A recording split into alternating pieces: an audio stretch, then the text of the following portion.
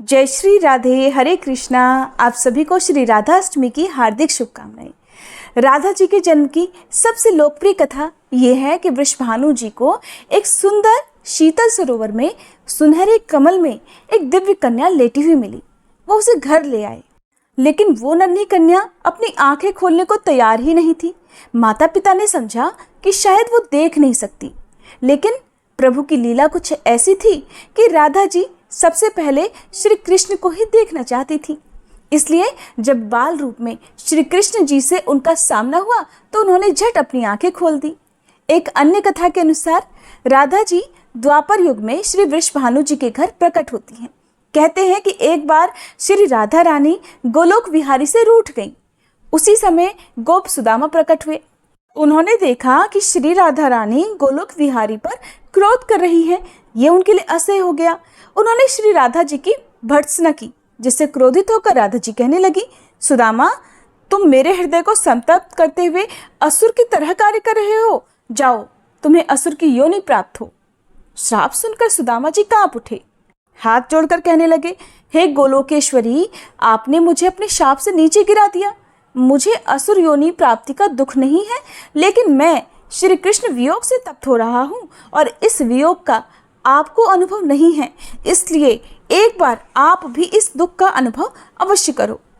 सुदूर द्वापर में श्री कृष्ण के अवतरण के समय आप भी अपनी सखियों के साथ गोप कन्या के रूप में जन्म लोगी और श्री कृष्ण से वियोग सहोगी। सुदामा को जाते देखकर श्री राधा जी को अपनी गलती का आभास हुआ और वे भय से कांप उठी। तब लीलाधारी श्री कृष्ण ने उन्हें सांत्वना दी कि हे देवी, ये शाप नहीं बल्कि वरदान है।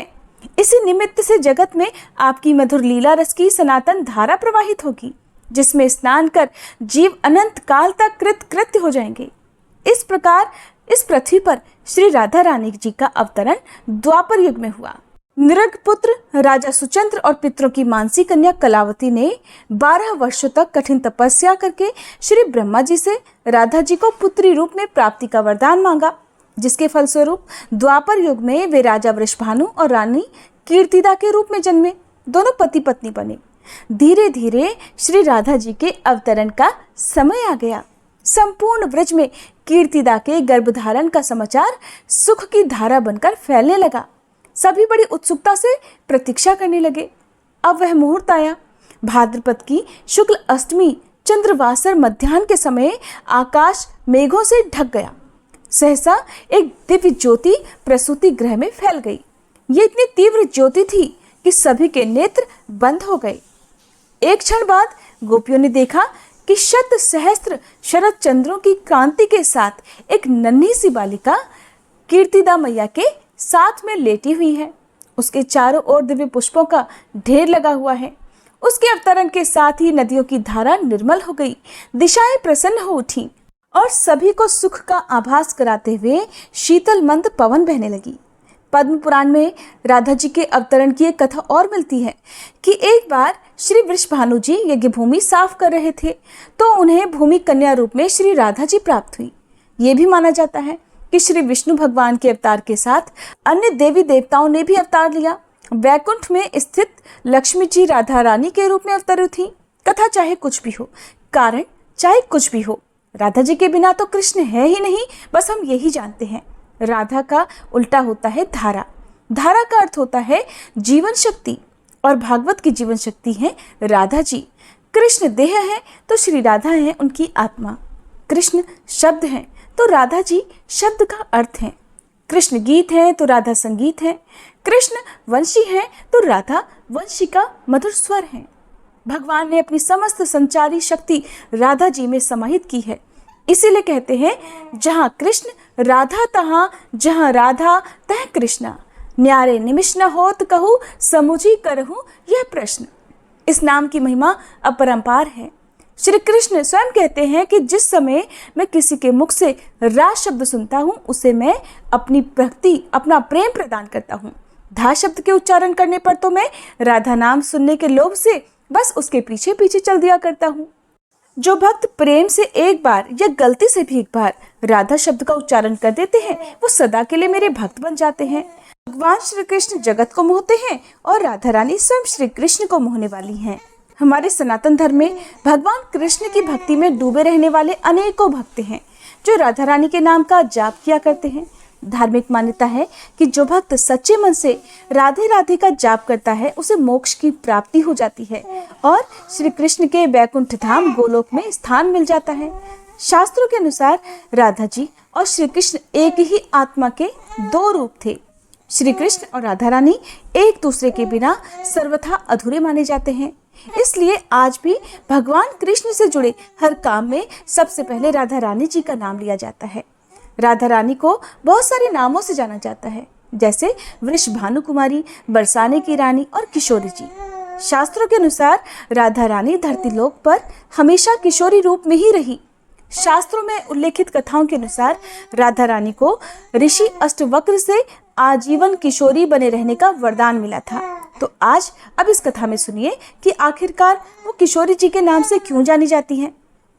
पौराणिक कथाओं में ऐसा वर्णन मिलता है कि द्वापर युग में वेदों और शास्त्रों के महान ज्ञाता ऋषि कहोड़ और माता सुजाता के पुत्र का नाम ऋषि अष्टवक्र था। ऋषि अष्टवक्र अपनी माता के गर्भ में ही अपने पिता ऋषि कहोड़ द्वारा शास्त्रों और वेदों का ज्ञान सुनते थे, लेकिन उन्हें शास्त्रों का ज्ञान सही नहीं लगता था। इसलिए ऋषि अष्टवक्र ने अपनी माता के गर्भ से अंदर ही अपने पिता से कहा कि शास्त्रों में ज्ञान नहीं है पिताजी, ज्ञान तो हमारी अंतरात्मा में होता है। हम सभी सत्य को बाहर खोजते हैं, लेकिन सत्य तो हमारे अंदर उपस्थित है। शास्त्र तो केवल शब्दों और वाक्यों का समूह है। अपने ही पुत्र से शास्त्र विरोधी बात सुनने पर ऋषि कहोड़ को बहुत क्रोध आया और उन्होंने गर्भ में पल रही अपनी ही संतान को श्राप दे डाला कि जो अभी तक अजन्मा है, जिसने अपनी माता के गर्भ से मेरे शास्त्र ज्ञान को चुनौती दी है, जन्म के बाद उसका शरीर 8 अंगों से टेढ़ा होगा। इसी श्राप के कारण ऋषि अष्टवक्र 8 अंगों से टेढ़े थे। ऋषि अष्टवक्र के 8 टेढ़े अंगों के कारण लोग उन्हें देखकर उनका मजाक उड़ाया करते थे, उन पर हंसते थे। क्रोध में आकर ऋषि अष्टवक्र भी लोगों को शाप दे दिया करते थे। एक बार ऋषि अष्टवक्र बरसाना आए हुए थे, तब सभी बरसाना वासी उनके दर्शन करने जा पहुंचे, जिनमें से कई बरसाना वासी ऋषि अष्टवक्र के टेढ़े अंगों को देखकर उनकी हंसी उड़ाने लगे। ऋषि अष्टवक्र उन सभी को पत्थर में बदल जाने का श्राप देने लगे। जब राधा रानी ऋषि अष्टवक्र के दर्शन के लिए पहुंची तो राधा रानी ऋषि अष्टवक्र को देखकर मंद मंद मुस्कुराने लगी। ऋषि अष्टवक्र अपने स्वाभाविक क्रोध में आकर राधा रानी को श्राप देने ही वाले थे कि श्री कृष्ण ने ऋषि से अनुरोध किया कि वो एक बार राधा रानी से उनके मुस्कुराने का कारण तो जाने। तब राधा रानी ने ऋषि से कहा कि हे ऋषिवर, वह तो ऋषि अष्टवक्र के टेढ़े अंगों को देखकर नहीं मुस्कुराई थी, बल्कि आनंद की अनुभूति के कारण मुस्कुरा रही थी, क्योंकि उन्हें तो ऋषि अष्टवक्र को देखकर श्री कृष्ण की छवि और परमात्मा के दर्शन जैसी अनुभूति हो रही थी। इसलिए प्रेम और सम्मान में ऋषि अष्टवक्र को देखकर राधा रानी मुस्कुरा रही थी। इतना सुनकर ऋषि बहुत प्रसन्न हुए और राधा रानी को आजीवन किशोरी बने रहने का वरदान दे दिया। साथ ही अन्य गांव वाले जिन्हें पत्थर बनने का शाप मिला था, उन्हें भी शाप मुक्त कर दिया। इसी कारण राधा रानी को किशोरी जी कहकर भी पुकारा जाता है। कान्हा जी को हर कोई प्रेम करता है, लेकिन कान्हा जी उससे प्रेम करते हैं जो कान्हा जी से भी पहले राधा रानी को पूजता है, उनका नाम लेता है।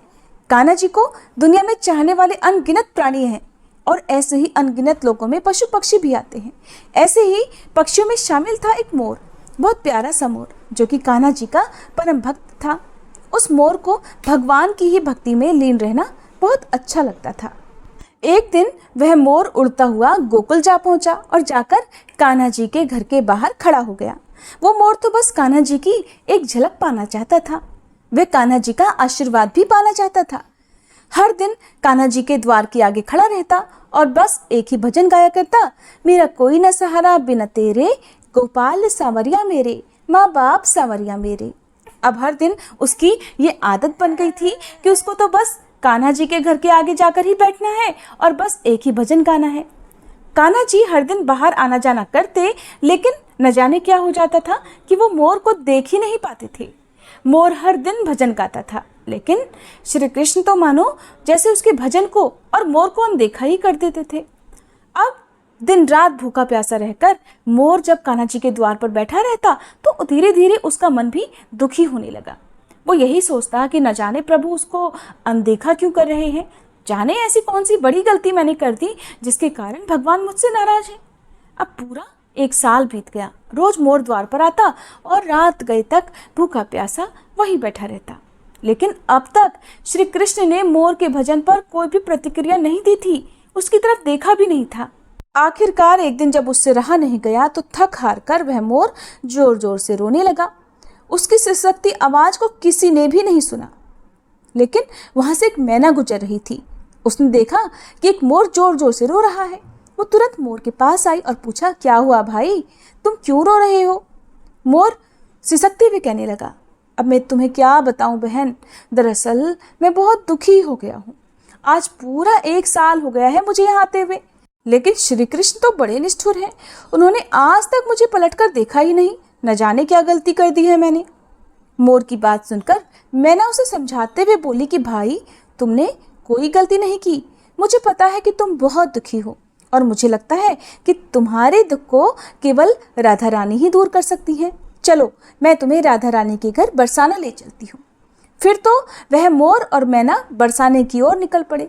बरसाना पहुंचकर मोर और मैना राधा रानी के घर पहुंच गए। मोर ने बरसाना में आकर भी कान्हा जी के लिए वही भजन गाना शुरू कर दिया।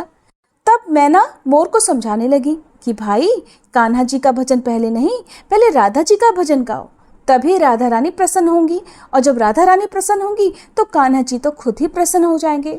इधर मोर ने भी मैना के साथ ही श्री राधे राधे राधे बरसाने वाली राधे भजन गाना शुरू कर दिया। जैसे ही राधा जी ने कान्हा जी का भजन सुना, वो तुरंत भागी दौड़ी बाहर आ गई। राधा जी ने मोर को देखा, तुरंत उसे प्रेम से अपने हाथ में उठा लिया। मोर को सहलाते हुए प्यार करने लगी।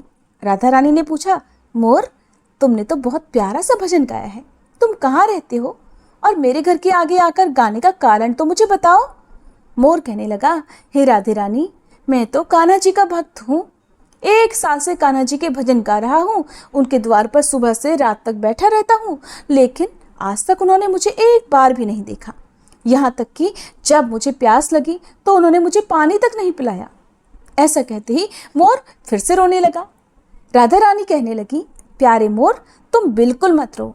अगर तुम्हें श्री कृष्ण का आशीर्वाद चाहिए तो तुम ऐसा करो कि तुम श्री कृष्ण के भजन की जगह राधा रानी का भजन वहां पर जाकर गाकर तो देखो, हो सकता है ये सुनकर श्री कृष्ण खुद ही चलकर तुम्हारे पास आ जाए।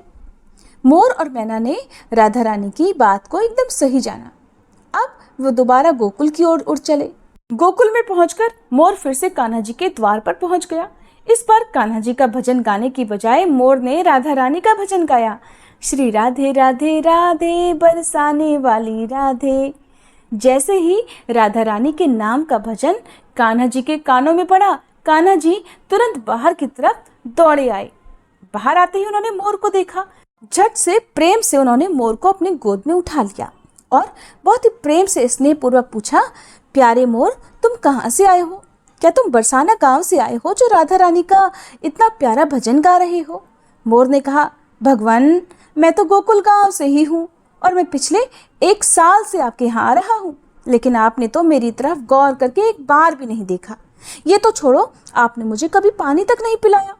श्री कृष्ण ने कहा, प्रिय मोर, तुम्हारी बात एकदम सही है कि मैंने तुम्हें आज तक पानी का भी नहीं पूछा, तुम्हारी तरफ देखा भी नहीं, और इसके लिए मैं पाप का भी भागीदार हूँ। लेकिन तुम पुण्यात्मा हो। तुमने सबसे बड़ा पुण्य का काम ये किया कि तुमने राधा रानी का नाम लिया। इसी पुण्य काम के लिए आज से हमेशा के लिए तुम मेरे दिल में बस गए हो। आज से तुम्हारी जगह मेरे सिर पर होगी। फिर कृष्ण जी ने मोर का एक गिरा हुआ पंख उठाया और अपने मुकुट पर लगा लिया। बस उस दिन से लेकर आज तक हम सभी मोर पंख को बहुत पवित्र मानते हैं और श्री कृष्ण भगवान भी मोर पंख को सदा अपने मस्तक पर ही धारण किया करते हैं। तो ये जानकारी आपको कैसी लगी? अगर हो सके तो वीडियो को लाइक करके कमेंट बॉक्स में जरूर बताइएगा।